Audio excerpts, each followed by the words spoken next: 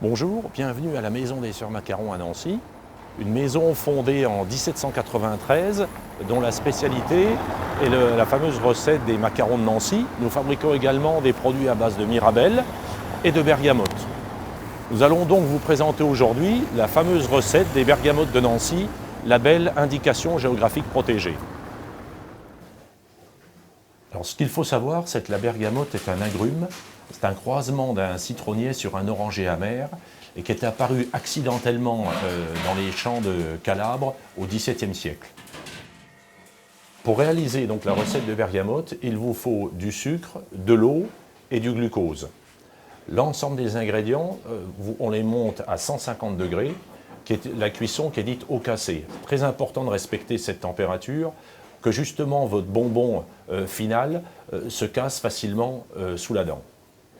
Pour filmer au début, il n'y a pas de souci. Donc après que le sucre cuit soit arrivé à température, on le retire donc du feu et c'est à ce moment-là qu'on va ajouter l'essence de bergamote. Donc l'essence de bergamote est mélangée délicatement, car c'est une essence qui est extrêmement volatile, pour justement bien garder la saveur du fruit. Après le mélange, l'ensemble du sucre est donc étalé sur une table de refroidissement afin que le sucre baisse progressivement en température, environ aux alentours de 70-60 degrés. Une fois ce travail du sucre effectué, on coupe donc le sucre en petits pâtons et ces pâtons sont mis dans le laminoir afin d'être détaillés en bergamote. L'ensemble du sucre est donc détaillé sur le tour. Il est important de le mettre sur un tour en marbre afin que le refroidissement soit optimum.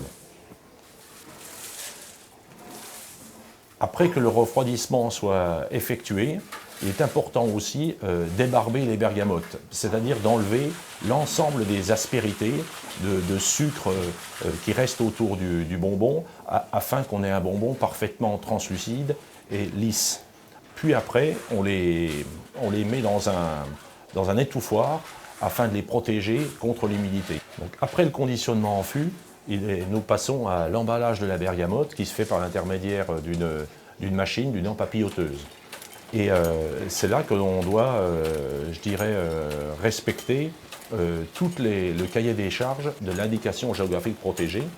Parce qu'il faut savoir que la bergamote a ce label depuis près de 20 ans maintenant. Ça a été la première confiserie française à avoir l'indication géographique protégée. Vous consommerez essentiellement ce bonbon, souvent en fin de repas, il est souvent associé avec le café ou alors tout au long de la journée.